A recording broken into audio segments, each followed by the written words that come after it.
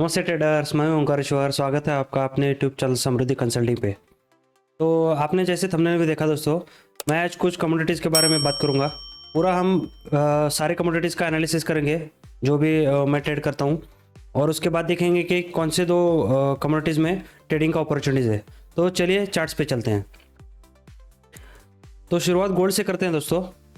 अगर गोल्ड का ट्रेंड आपने देखा तो अप ट्रेंड में था गोल्ड। अगर आपने गोल्ड का ट्रेंड देखा तो अप ट्रेंड में था। एक मिनट, गोल्ड अप ट्रेंड में था, अप ट्रेंड ब्रेक किया, डाउन ट्रेंड में आ गया, तो अभी पुल बैक दे रहा है।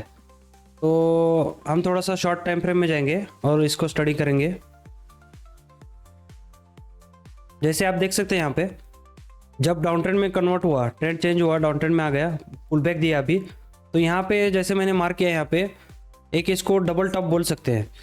मैंने एक छोटा सा ट्रेड अपॉर्चुनिटी लिया था यहाँ पे, लेकिन ब्रेक के ऑन पे बाहर निकल गया। तो अभी पुल बैक लेने के बाद ट्रेंड कंटिन्यूएशन हो सकता है यहाँ पे। अगर मैं यहाँ पे दिखाऊँ आपको, जैसे आप देख सकते हैं डाउन ट्रेंड चालू हो गया, पुल बैक दिया, पुल बैक के बाद ये डबल टॉप बनाया। उसके बाद अभी ये सपोर्ट रेंज सपोर्ट ब्रेक किया था। जैसे आप देख सकते हैं यहाँ पे एक सपोर्ट लिया था गोल्ड ने। ये गोल्ड मिनी का चार्ट है दोस्तों, और यहाँ पे सपोर्ट ब्रेक किया था। सपोर्ट ब्रेक करने के बाद एक छोटा सा पुल बैक दे रहा है अभी, लेकिन अभी फिर से साइडवेज में चला गया। तो अभी इसमें से अभी क्लियर कट कोई अपॉर्चुनिटी नहीं दिख रहा है दोस्तों। अगर और टाइम फ्रेम छोटा कर दे हम, तो यहाँ पे देख सकते हैं एक छोटा सा माइनर सपोर्ट ले रहा है, लेकिन देखेंगे दोस्तों, क्योंकि इतना बड़ा कैंडल होने के बाद ये जो बड़ा कैंडल है इसी रेंज में शायद मुझे लगता है कि अभी गोल्ड घूमेगा। तो ये एक रेंज हो सकता है।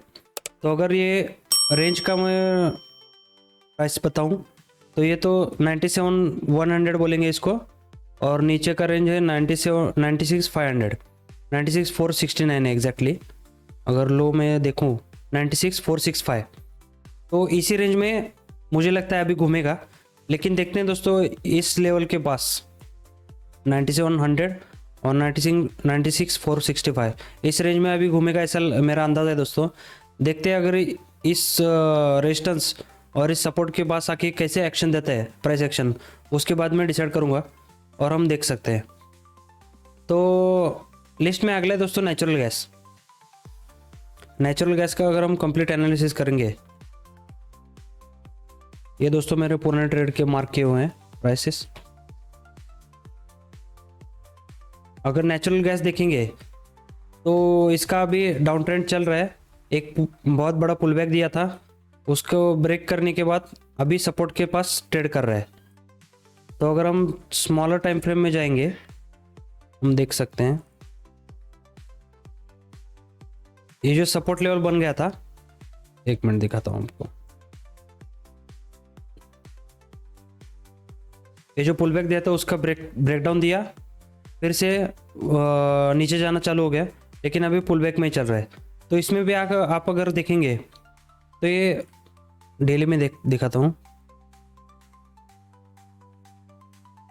अभी ये रेंज बाउंड ही है दोस्तों, क्योंकि इसमें एक क्लियर कट डायरेक्शन नहीं दिख रहा है या फिर ट्रेंड कंटिन्यूएशन का कोई साइन नहीं दिख रहा है।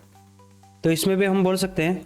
लेकिन अगर मैं एक डायग्राम ड्रॉ करूँ यहाँ पे, अगर आप यहाँ पे देखेंगे, इसको हम बोल सकते हैं ट्रायंगल। अभी एग्जैक्ट ट्रायंगल का बेस नहीं बना है, फिर भी एक रफ में ड्रॉ कर रहा हूँ यहाँ पे मैं पिंक लाइन पे ड्रॉ करके दिखाता हूँ। ऐसा एक डिसेंडिंग ट्रायंगल बनता हुआ दिख रहा है। अभी एग्जैक्ट कंफर्म नहीं है दोस्तों, ये अभी सिर्फ एक टेंटेटिव मैंने बनाया, क्योंकि अभी एग्जैक्ट ये इसने इतने बड़े रेंज के दरमियान ही ट्रेड कर रहा है नेचुरल गैस। तो एग्जैक्टली हम नहीं बता सकते कि कहाँ पे जाएगा। तो इसमें भी अभी कोई ट्रेड बनता हुआ नहीं दिख रहा है। तो चलिए आगे चलते हैं दोस्तों।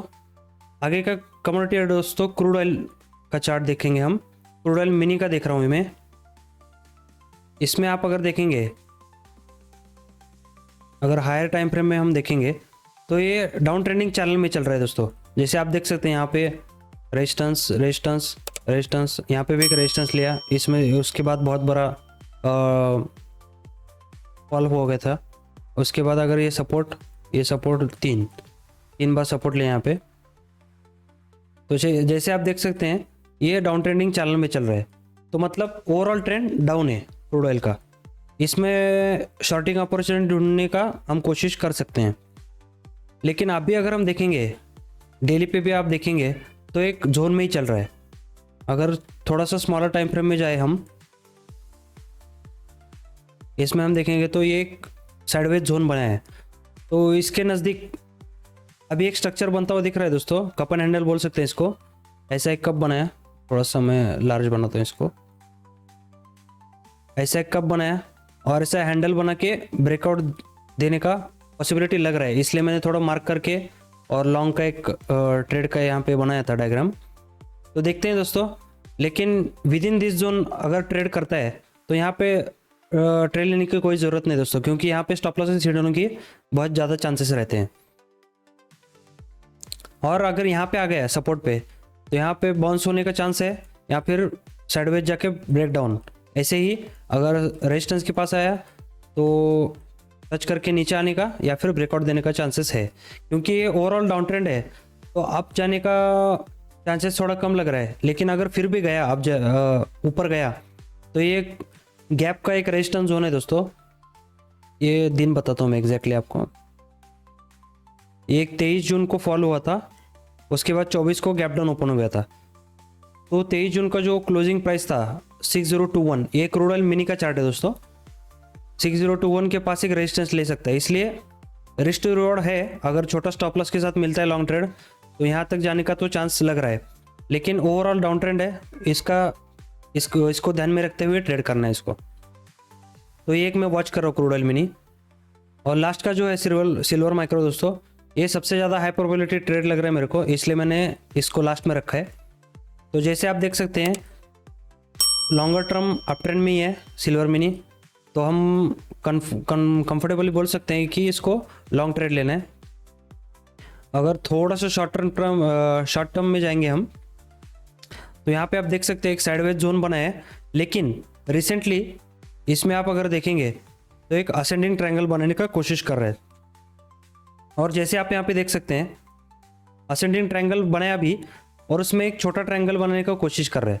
यहाँ पे आप देख सकते हैं ये जो एक छोटा ट्रायंगल बना है इसने, मतलब वॉलेटिलिटी इतना ज़्यादा कॉन्ट्रैक्ट हो गया है कि अगर इसको ब्रेकआउट देता है तो बहुत बड़ा मोमेंटम होने का चांस है।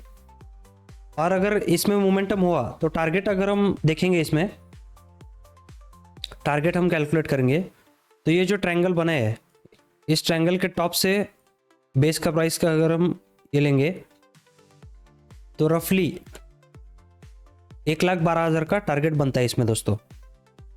तो इस तरह से मैं सिल्वर मिनी में ऑब्जर्वेशन कर रहा हूँ दोस्तों। और इसमें एक और ज़रूरी चीज़ है दोस्तों, जैसे आप देख सकते हैं जैसे ही ये साइडवेज में चला गया इसका वॉल्यूम एकदम ड्राई हो गया है। वॉल्यूम आप यहाँ पे विटनेस कर सकते हैं, एक बार और ड्रॉ करता हूँ। यहाँ पे वॉल्यूम आप देख सकते हैं बहुत ड्राई हो गए, तो इसका मतलब ये है कि सेलिंग वर्चुअली नील है, मतलब सेलिंग इसमें दिख नहीं रही है अभी।